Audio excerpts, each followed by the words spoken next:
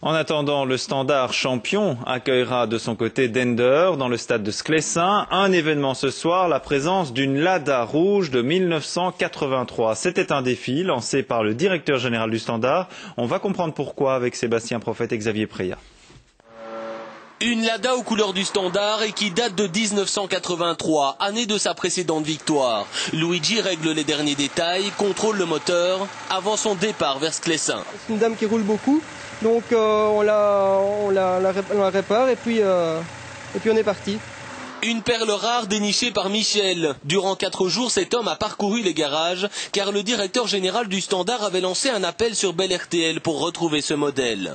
La Lada, une voiture associée depuis longtemps au club liégeois. Il y a une blague qui traîne depuis des années concernant le Standard. La blague, c'est à quoi reconnaît-on une vieille voiture? Et la réponse était toujours à l'autocollant Standard champion. Et donc l'autocollant Standard champion sur la Lada, justement, il était quasiment sur toute la Lada, on l'a retrouvé juste ici derrière.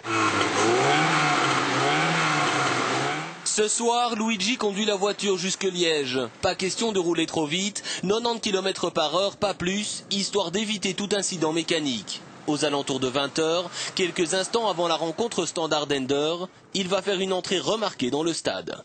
On va entrer sur le terrain, la voiture sera en plein milieu du terrain. Et donc il y aura plein de musique avec tous les supporters du Standard. Ça me fait plaisir dans un certain sens parce que je me dis finalement on s'est moqué pas mal de moi et puis finalement ma voiture va devenir une vedette et bon voilà, ça m'amuse énormément. Mais avant d'arriver, reste une centaine de kilomètres à parcourir. Une Lada comme celle-ci, vous n'en verrez plus beaucoup en Belgique. On produit encore le même modèle, mais en Russie.